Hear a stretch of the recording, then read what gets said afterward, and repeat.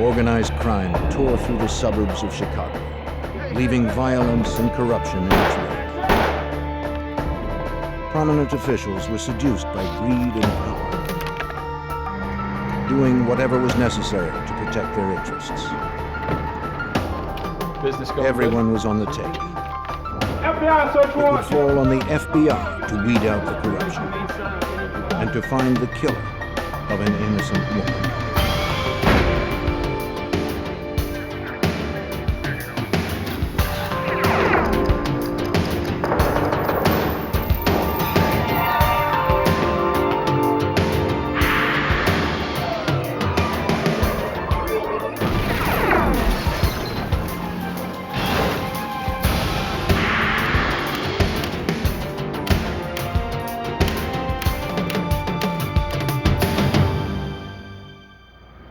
Willow Springs, Illinois seemed like any other quiet Midwestern community, but it was really one of the most corrupt places in the nation.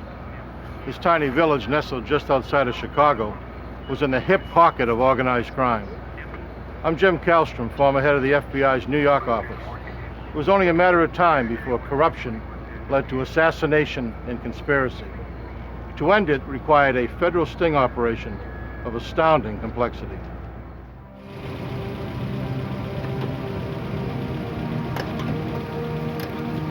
The bank of a sanitary canal in a remote industrial area became the site of a gruesome crime.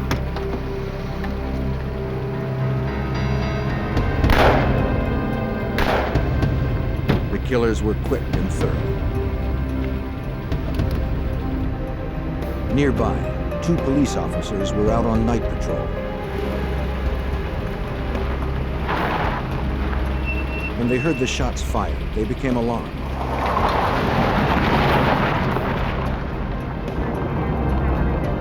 One of the officers drove towards the canal to investigate.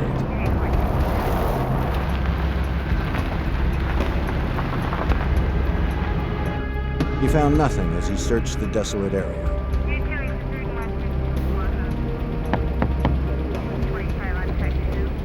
Hey, Chief. Also on the scene was Willow Springs, Illinois Police Chief Michael I heard Corbett. it earlier myself, and I've already checked the area, so He too saw nothing. I got it covered. See you later.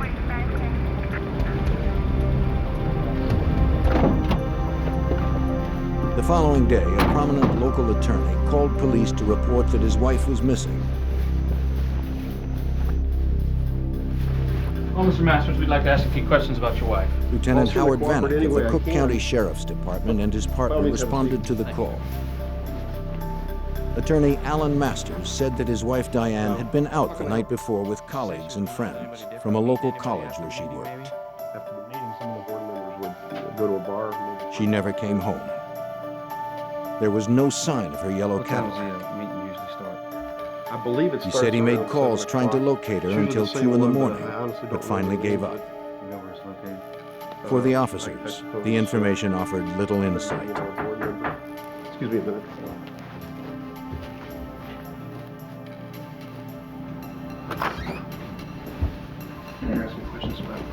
Lieutenant James Keating of the Cook County Sheriff's Department joined the officers. Yeah, by all means, you can sit down. Sir, we were just asking Mr. Masters questions about his wife's disappearance.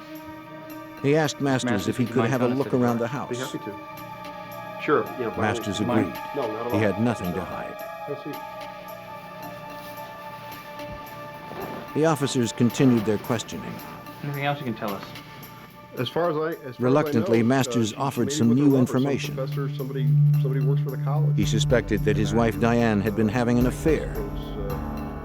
I have no idea Maybe who the he two is. lovers No, had I run don't- off together. I don't know who he is or what he looks like. I just have my suspicions. Excuse me, guys. I think we need to wrap this up. Lieutenant Vanek wanted to investigate further and look around the house himself. Sir, I think we need to take another look around in here. Husbands are always suspects when their wives I look disappear. around. There's nothing Sir, here. we need to look around. It's time to Something's go. missing here, Let's sir. go now. But Lieutenant Keating intervened. He Sir, wouldn't procedure allow is it. 2 investigators always check out the scene. In his I mind, think it's everything time had to checked go out. now. Let's Sir. go now. Vanek was upset. He didn't know why Keating would undermine his investigation. Outside, Keating confronted Lieutenant Vanek, telling him to back off. There's no cause of As far as he was concerned, Masters was not a suspect. But Vanek didn't buy it, and he let Keating know. Just as the two men were about to explode, Willow Springs Police Chief Michael Corbett arrived at the scene. Look, easy. Come on, guys. We're supposed to be on the same side. Come on, man. Keating would have the final word. Hey, Vanek, you're off the case. Forget it. You're off the case, man. You got that?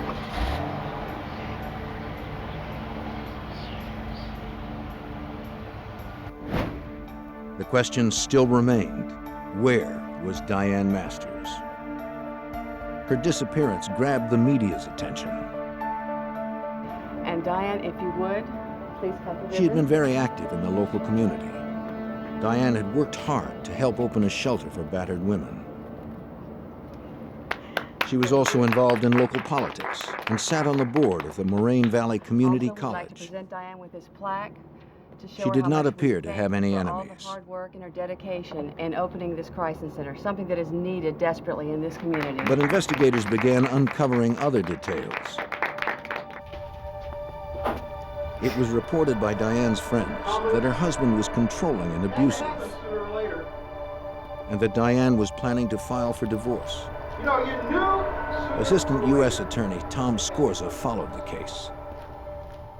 We were pretty certain that what had happened here was that Diane and Alan had a regular marital dispute, sort of ordinary dispute, but that it had escalated into something much worse. Go ahead and send him in. Scorza's investigation soon revealed that Alan Masters was more than just a bad husband. Hey, Al, how you doing? It was rumored that Alan Masters had bribed local officials and police officers to secure favorable outcomes for his clients. How'd it go? Very well, very well. Nothing to worry This about corruption at all. extended right to the top of law enforcement. Allegedly, Masters frequently enlisted the help of Chief Corbett. If I don't hear about this anymore, it'll be worth every penny.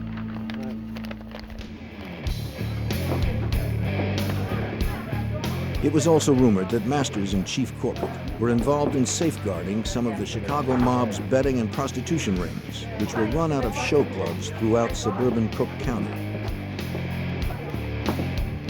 But investigators were focused only on Diane's disappearance. With no evidence and few leads, that investigation stalled.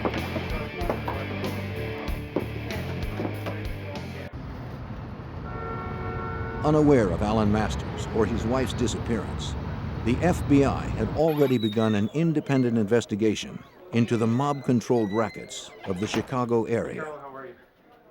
U.S. Attorney David Stetler worked with the FBI to help unravel the prostitution operation.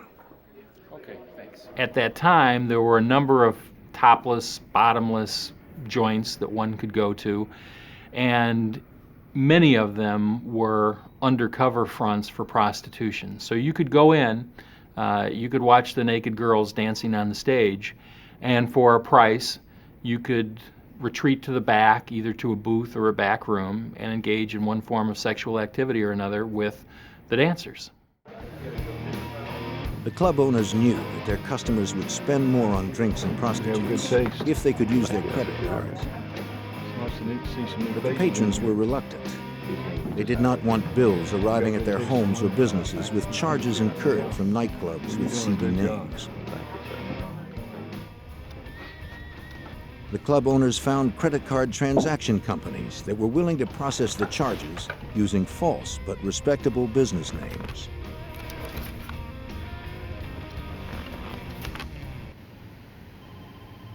Special Agent Ivan Harris of the FBI's Chicago field office was assigned to help bring down the illegal businesses. The scam was using various companies in order to launder credit cards through their business to make it appear that businessmen were actually eating at a restaurant or using a limousine service to incur the charges when in fact they were charges for prostitution. Larry Wright was one of the credit card transaction company owners. Wright would pick up the week's transactions from the clubs and process them through his company, National Credit Service, or NCS. One of his clients was a club owner named Joseph Marin, whose club was a front for a mob-controlled prostitution house. Wright wanted to expand his own operations. He approached Marin about setting up an illegal betting club. Yeah, she's nice. You had a chance to really interview her. Marin was willing to help out the man who made him money. Yeah, she's still here. She dances to the group. Wright would first need to pay protection money to local police in order not to be exposed and arrested. You feel pretty confident? Marin was the man who could arrange that protection. Wright was more than willing to pay. All right. Marin arranged the meeting at the Willow Springs Police Department. I trust him completely. It was to take place with Police Chief Michael Corbett. It was believed that Corbett had been handpicked by the Chicago mob boss to oversee and protect their interests in and around Willow Springs. The word on the street, of course, was that no one could do anything in Willow Springs without the permission of the Chief of Police, Mike Corbett. The message also was, from virtually anyone you would talk to, that he was so powerful, that he was so well connected, that nothing could ever be done about him. I just want to make sure I don't get any unexpected visits. Corbett agreed to help Larry Wright set up the new betting operation for a price. Not quite yet. In return, Corbett assured him he wouldn't get any heat from his officers. All right. Larry Wright was well on his way. He returned to his office at National Credit Service, operated out of a nondescript office park location. Wright worked with 2 other staff members. Doing great. Very great. But these were not ordinary employees. NCS was not just a credit card transaction service for illegal activities. It was a front for the FBI. Larry Wright was actually undercover special agent Larry Damron. And he and the FBI were using NCS to work their way into the heart of the corruption in Willow Springs. While local investigators struggled to unravel the disappearance of a prominent attorney's wife, the FBI had set up an undercover operation in the town of Willow Springs, just outside of Chicago. Their target, organized crime, and the corrupt police who protected them from prosecution. The undercover work was often painstaking and frustrating. FBI Special Agent Larry Damron explains the difficulties inherent in undercover work. During the course of the undercover operation, you try to immerse yourself in what you're doing, and you try to assume that role because it's necessary for you to do that in order to accomplish anything. Oftentimes you'll hear people make comments, or you'll see people do things that in any other circumstance they would be arrested for immediately. And so what you have to remember is you're in a role and you play that role out. Damron had heard stories about how the mob resolved problems.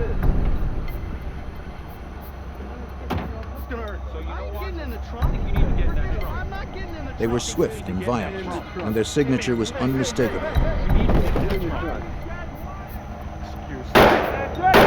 2 bullets in the head. There was no room for mistakes.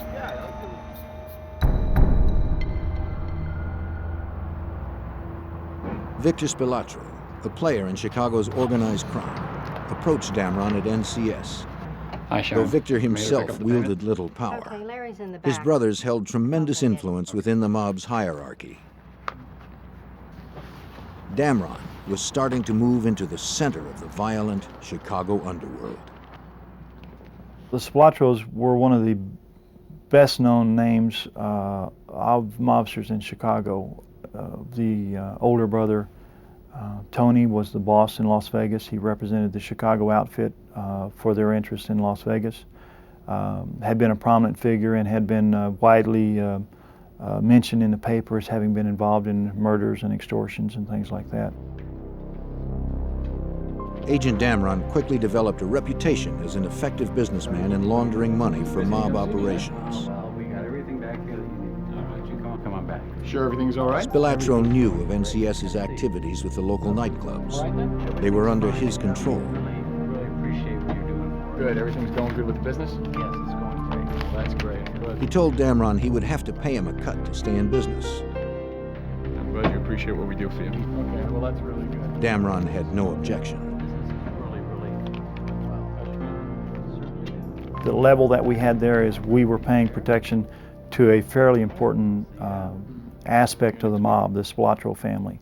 And so that gave us a little bit of status, if you will, but we had absolutely no authority or anything like that in the mob. We were just workers, and our value was we made them money. Agent Damron traveled to a remote hotel where he met with FBI Special Agent Gordon Brooks, who oversaw the undercover operation. To ensure that Damron's real identity was not compromised, the two met infrequently to exchange information. Brooks vigilantly kept tabs on Damron. The investigation was as dangerous as it was complex. Not to worry about things. The agent cautiously moved forward. He wanted to continue expanding the FBI's undercover operations. He used every opportunity he could to sell the idea of opening more betting and prostitution houses throughout suburban Chicago. Even with a go-ahead from the Spilatros, Damron would still need permission and protection from the police. The future. He met with nightclub owner Joseph Marin to hash out the details of the new clubs and secure police protection. Larry, how you doing? But there was a problem. Look, I got some upsetting news. What's up? Their protector, Chief Corbett, had been removed by the Willow Springs City Council under suspicion of corruption. Marin knew another high-ranking law enforcement official who could provide the same protection as Corbett. Lieutenant James Keating, Cook County's Vice Squad Supervisor. Tell you what, he deals with me. U.S. Attorney Tom Scorza was not surprised by the development.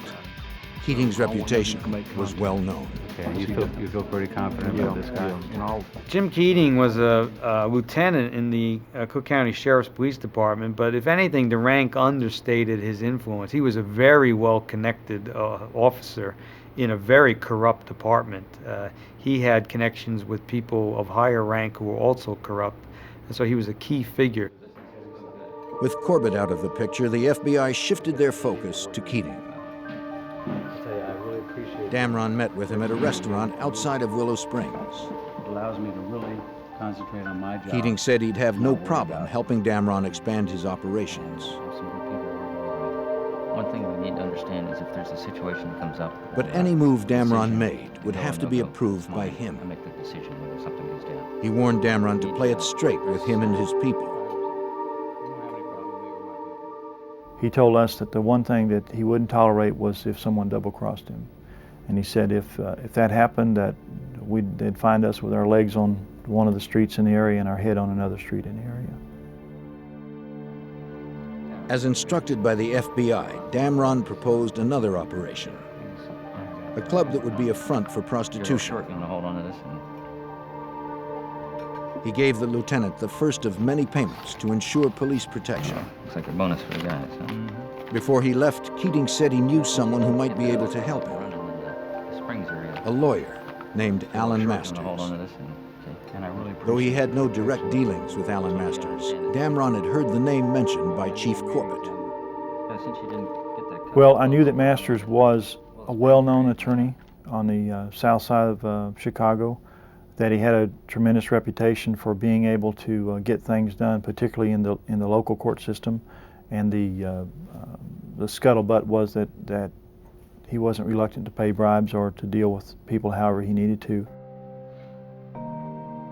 Damron continued his meetings with his case supervisor, Special Agent Gordon Brooks. Damron needed to know everything he could about Alan Masters and his relationship with Keating and Corbett. Now, you're in with Corbett. He's The FBI and U.S. attorneys quickly established a hierarchy within this ring of corruption. Okay, you're making your way up to Keating? Right. I want you to... Corbett was the king in Willow Springs, but anytime he had to do something that involved the broader Cook County, he needed to get the permission of Keating. And Keating always had to check with the ultimate fixer, Alan Masters, to make sure everything could be handled at the court level. I can maybe get Masters interested. As the extent of Alan Masters' criminal activity became clearer, the FBI began looking closer at his possible role in his wife's disappearance. The two distinct cases were beginning to overlap, and Damron's objectives were broadening. Authorities call 3 counties still. He was a suspect in the disappearance of his wife. It was thought that if we could develop a relationship with him, there might be something there that would come to light and might be of some benefit to that investigation. Damron learned that Alan Masters allegedly made payoffs to several area judges in exchange for favorable decisions. Now, we need to have that hearing on the Sanderson case. It needs to go our way. Do we have an understanding on that, Judge? Agents speculated that Diane might have witnessed her husband's illegal activity and threatened to expose him. I think we can come to terms with that. Right this way, sir. Now trying to elicit information about Diane's disappearance, Damron continued his efforts to make inroads into the corruption around Willow Springs.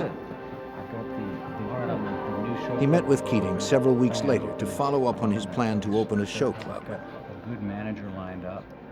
Oh, I've got Again, Keating mentioned that his friend Alan Masters could help. Can take care of that. He's a real fixer. Damron took the opportunity to bring up Alan's wife. Keating said little, but then added an unusual comment. The same plan we had with the other one. Probably heard him, seen him. We talked about Masters' wife turning up missing, and Keating said, well, she turned up missing like the day before the divorce was going to be filed. That was convenient, wasn't it? It was convenient. And chuckled about what a good circumstance that was. Damron was cautious not to probe too far, fearing that Keating might grow suspicious. You've known this fella for a long time? Yeah. You've known him for a while. I've worked with him before. Sure, he can do.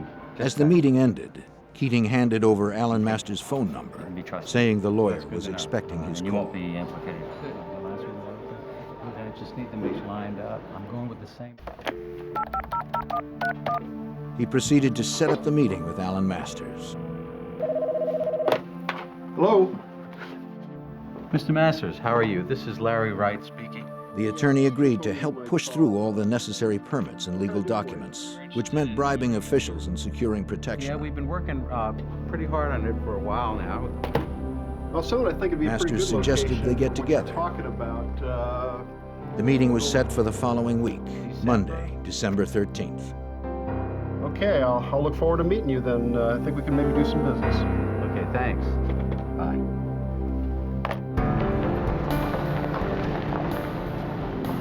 Before the meeting would take place, however, a police officer on routine patrol near the sanitary canal area in Willow Springs noticed something unusual.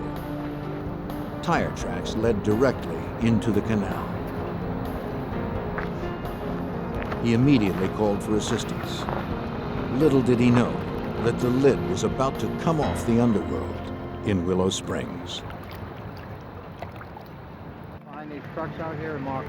While the FBI continued their undercover operation in the Chicago suburb of Willow Springs, an officer out on routine patrol made an alarming discovery. Tire tracks leading directly into the sanitary canal. Police officers and a dive team responded to the site. Overseeing the investigation was James Ross, an honest cop appointed by City Council to replace Michael Corbett as the police chief in Willow Springs. Though Corbett had been ousted from the department, his legacy of corruption remained.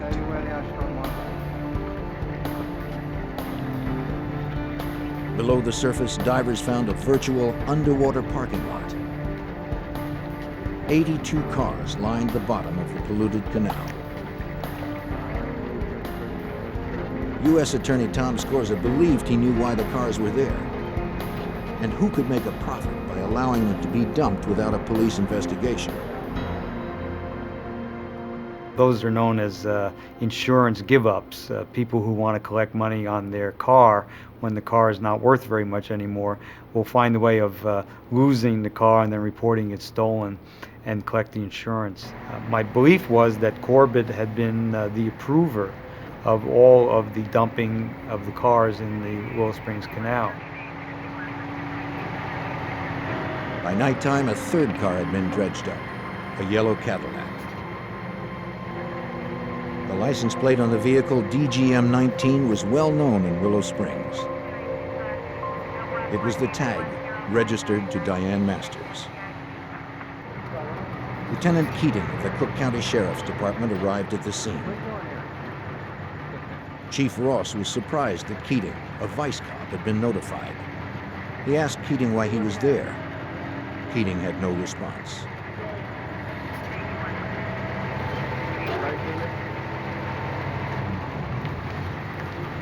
Officers continued examining the Cadillac. When they pried open the trunk, they discovered a decomposed body.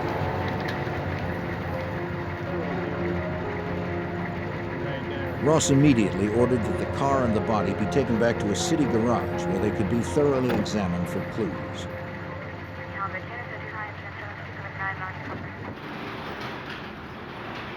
The decision not to use the police garage was well reasoned. Chief Ross knew this case potentially had far-reaching implications, and he couldn't trust his own officers. The fewer people nosing around, the better.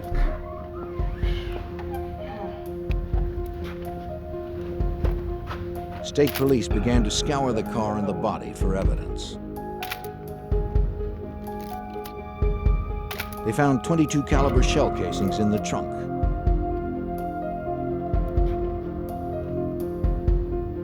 The keys were still in the ignition.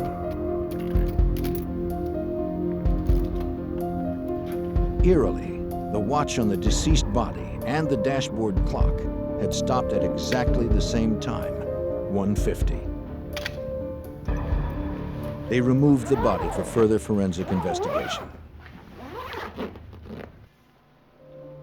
The forensic team examining the body found the skull had been crushed. They also discovered 2 bullet hole entries in the left cheekbone. The bullet fragments inside the skull were removed and sent off to the FBI lab for ballistic evaluation.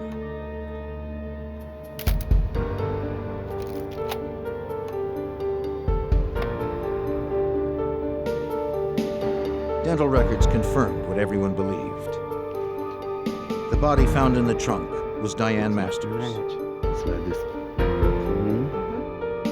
The 9-month investigation into Diane's disappearance was now a homicide investigation. Come on in. Chief Ross called in Cook County Detective John Reed to work the homicide. He was to team up with the FBI, who was now taking over the murder investigation. Detective Reed was not to trust even his closest friends in the department. He was told that through the FBI undercover operation run out of NCS, law enforcement officers were being investigated for corruption. And some had ties to Alan Masters, who was now a firm suspect in Diane's murder.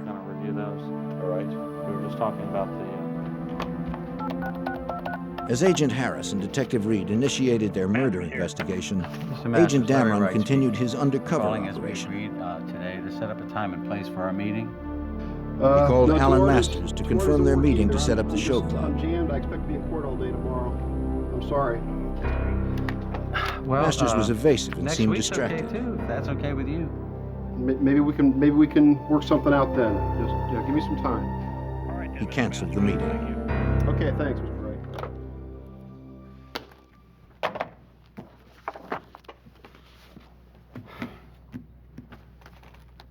Damron immediately called Keating. With the conversation being Keating. recorded by the FBI, he hoped Keating would explain why Masters was being evasive. No, I was wondering if you had any information on that. As I said, he's pretty busy. How about if you give me a call in 3 or 4 weeks? But Keating was cryptic. Maybe we can work something out then. He instructed Damron not to bother Masters. He had too many problems to deal with. Okay, bye. the new show club would have to wait.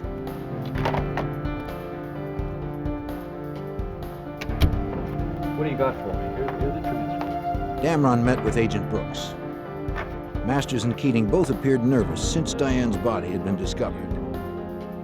But that was hardly enough evidence to prosecute either of them for murder. Perhaps Damron had overlooked something. He handed over his tape-recorded conversations with Keating. This is gonna nail him. We're gonna get him. Can you play that again, please? Over the next several months, the U.S. Attorney's Office, the Cook County Sheriff's Department, and the FBI began the process of merging the various investigations. All right.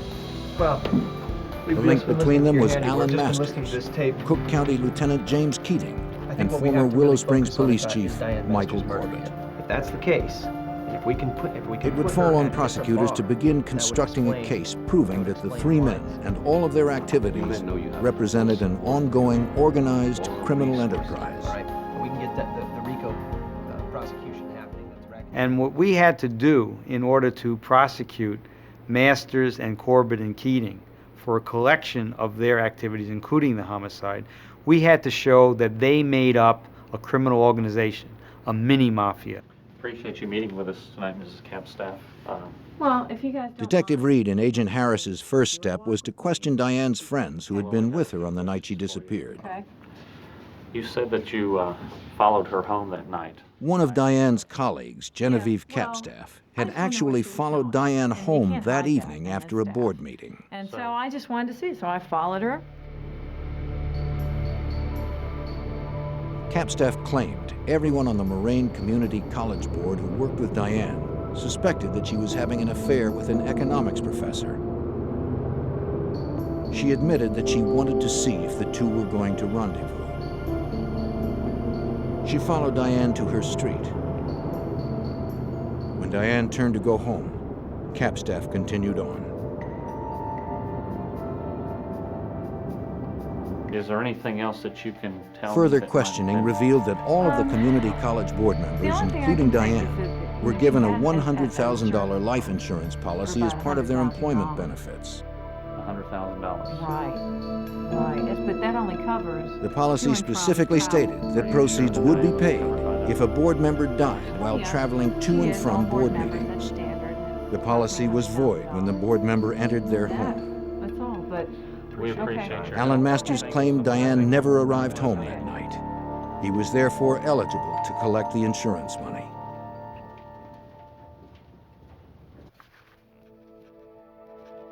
Several months before Diane's body was discovered in the trunk of her car, Masters filed a claim with the insurance company. After filling out all the paperwork, he sent it off. Though Diane's fate at that time was unclear, Masters had a judge declare her legally dead. As a result, he was about to receive $100,000.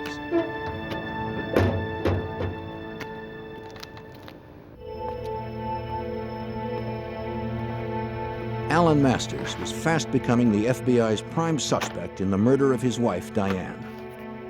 Shortly after her body was discovered, investigators learned that he had filed a claim with his wife's insurance company.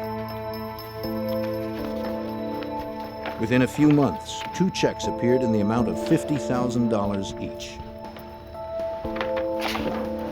If federal agents and prosecutors could prove Masters was responsible for his wife's death and that he profited from it, it would be one more element that showed that he and his accomplices were involved in an ongoing criminal enterprise.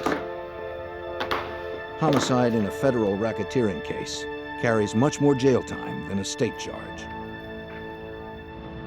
As the investigation began to take on a clearer focus, FBI agents working the undercover case received bad news. Listen, we're gonna have to move rather quickly on this. The Washington Post had gotten word of the operation. Listen, we're having a bit of a problem. We're almost at the point where we can really make some impact. The Post gave the FBI 3 weeks to wrap it up before running the story. We have some have to be closed down. Is that right? Yeah, something like that. All 16. Agents had no choice but to quickly bring their undercover operations to a close. Here, so please do me a favor.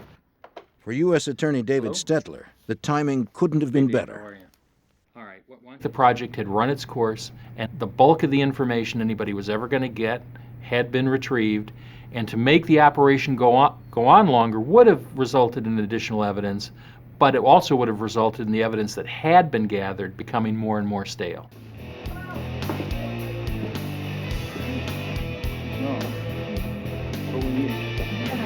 Agents had meticulously pieced together the web of corruption that extended to the nightclubs under mob control. Now it was time to shut them down. Yo, FBI, open the door. Open the door. The FBI hit all of the clubs on the same night with massive force. Several hundred officers and agents raided over a dozen clubs throughout Cook County, including those in Willow Springs. Stay right here. Go on in, fellas. Stay right here. Sit tight. We haven't done anything. All right, hands behind your back. Ain't helping anything. Shut up. Inside the clubs, federal agents were able to collect volumes of incriminating evidence.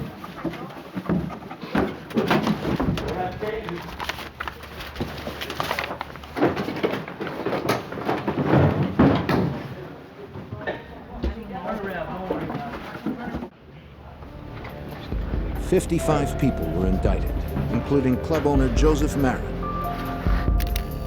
Tony Spilatro, and his brother Victor.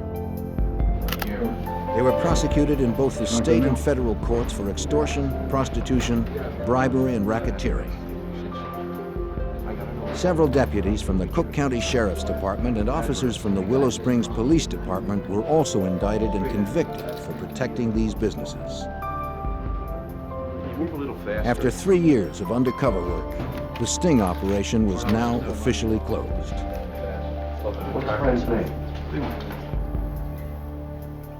For undercover Special Agent Larry Damron, it was finally time to leave the role of Larry Wright.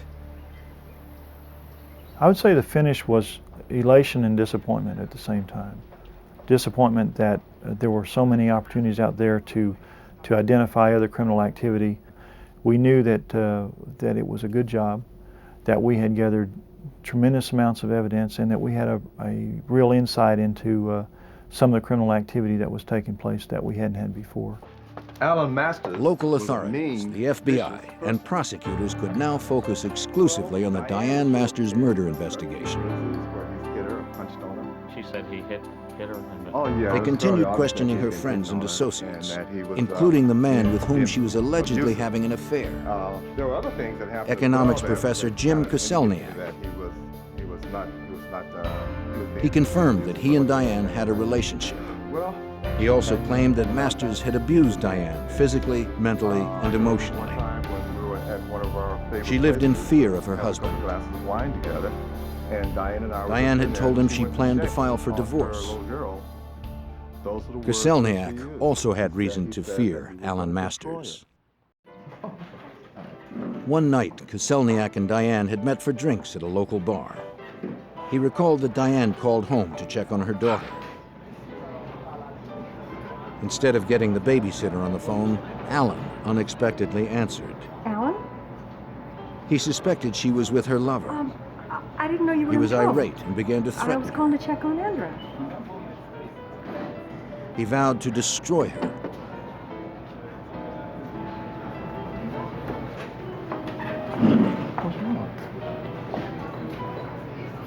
Koselniak said Diane returned from the phone call and was very upset.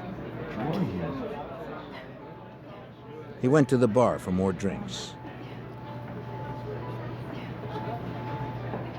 There, a man suddenly confronted him and began firing off a series of questions. Yes, I did. The man never identified himself.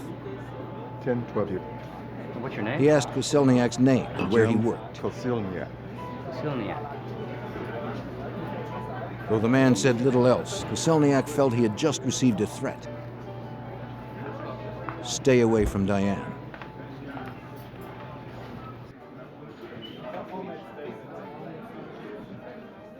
And Koselniak would later recognize the man as Lieutenant James Keating. She didn't tell you. restaurant. He said that on the night of Diane's disappearance, she had called him and warned him not to meet her for drinks. Again, different. So this was an unusual move on her part. They usually got together after her college board meetings. Something was up with Alan. What was the tone of voice? Lately, she had been troubled by Alan's behavior. That they were going to another restaurant. Selniak which took her was, advice again, and canceled their They always plans. met at the same place. He never Always saw was Diane After the again. meeting, it was always straight to RDG. As a matter of fact, they're on the way now. Agent Harris and Detective Reed continued to develop witnesses. Hey, glad you could come by. They discovered that Masters had hired a private investigator to keep tabs on Diane. That his wife Diane. We subsequently developed a cooperating individual named Ted Nakaza, who was a private investigator with Alan Masters. Masters had requested Ted Nakaza to place a bug on his home telephone number because he suspected his wife Diane was having an affair. I got a few tapes. Hey, what do you guys got for me? Nakaza told investigators the bug was successful in exposing Diane and Koselniak's affair. Good news. Ted Nikaza played back a telephone conversation, captured on tape, where Diane was talking in a highly sexual way with the boyfriend, Jim Koselniak. According to Nikaza, after playing the tape, Alan Masters declared his intention to kill Diane and to get Keating to make it look like an accident. Alan Masters wanted his wife murdered, and he had the resources to get away with it. You gotta stay cool. The FBI and local authorities continued to uncover evidence against Alan Masters and his associates that pointed towards a conspiracy to murder Alan's wife, Diane. Through a private investigator hired by Alan Masters, Diane's affair had been exposed. His wife was cheating. Alan's rage was out of control. Yes. But investigators had no hard evidence to charge him with murder. After an exhaustive 5-year investigation, that was about to change. He intended to have Diane killed. They uncovered a Cook County Sheriff's deputy who was willing to talk. Agent Harris. Deputy Jack Bachman had startling information. Keating brought me into his Bachman office. had been too afraid of the consequences of coming forward on his own. Did he say any more? He claimed that he had been approached to kill Diane. The offer had come through Lieutenant James Keating.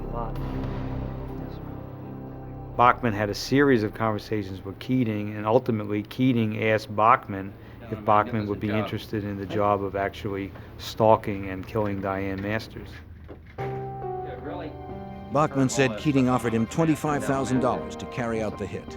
And, Michael Corbett, the chief of police, had already agreed to dispose of the body. Bachman declined the offer. No, sir, I'm sorry. I can't get involved in anything like that. No, no, sir.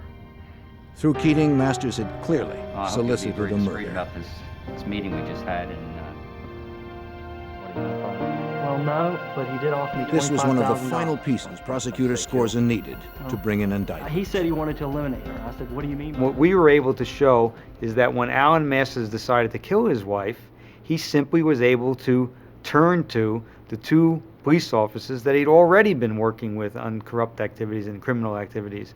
And that made the homicide and the planning of it and the solicitation of it, it made it an activity of the criminal enterprise. The pieces had finally come together. And Diane Masters. Investigators put together a likely scenario of Diane Masters' murder. She said she heard something. Alan Masters had found a hitman to kill Diane and her boyfriend when they met for the usual drinks after her college board meeting. However, Diane didn't meet with Koselniak that evening.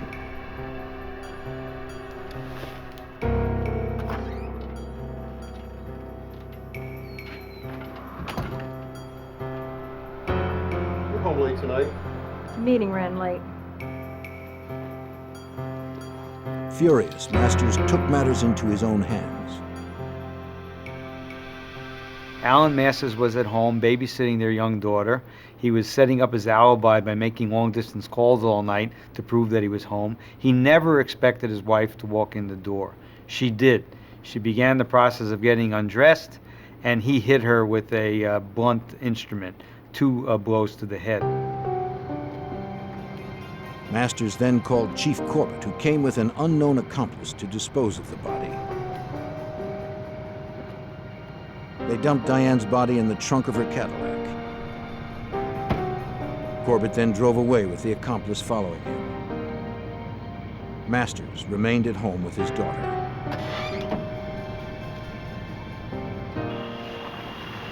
They drove to the remote sanitary canal.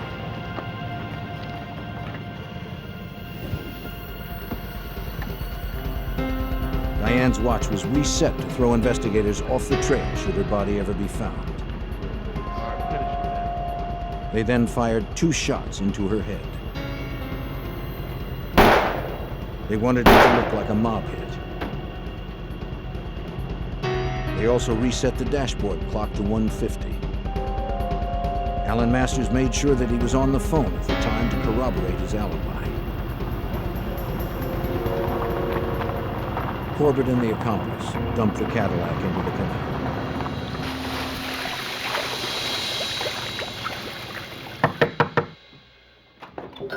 In June of 1988, 6 years after Diane's murder, investigators brought charges against the 3 conspirators. Former police chief Michael Corbett was the first arrested on federal charges of racketeering, bribery, and conspiracy to solicit and cover up the murder of Diane Masters. Special Agent Ivan Harris tried to elicit a confession. Mike Corbett subsequently confessed that he was in fact the person that had put Diane Masters' car in the canal. He disavowed any knowledge, knowing that she was in the trunk of the car at that time.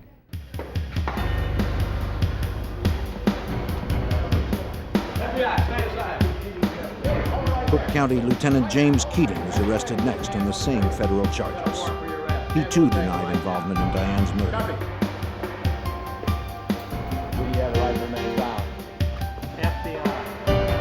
And finally, Alan Masters. In addition to racketeering and bribery, the indictment against Alan Masters charged that he planned, solicited, and aided and abetted the murder of his wife. If you wish one. Prosecutors would not have enough hard evidence to charge any of the conspirators with the actual murder of Diane. Prosecutor Tom Scorza was able to successfully tie all of their criminal activities together for the jury. Masters was convicted on all counts. Collecting the $100,000 insurance money after having his wife murdered also made him guilty of mail fraud. He received a total of 40 years, effectively to the end of his life. Former Chief Michael Corbett received 20 years. James Keating was convicted and sentenced to over 30 years. The Masters case was special in my experience because there was no one single piece of evidence proving guilt. What there were 1,000 little pieces that made a mosaic. That was made the case intriguing. It made it very difficult to present. It made it a challenge to present to the jury, but it made a terrific story because in the end the jury could see how one little piece from over here and one little piece from over there made a picture, and the picture was a plot among 3 fellows who had been involved in a lot of criminal activity to do their ultimate criminal act, murder Diane Masters. Watch yourself. The undercover investigation that Agent Damron oversaw, and the work of several other FBI agents, exposed a deeply rooted corruption throughout Cook County and brought it to its ultimate demise. By weeding out these pockets of corruption, the people living in the suburbs of Chicago no longer have to live with the lawlessness that threatened to destroy their community.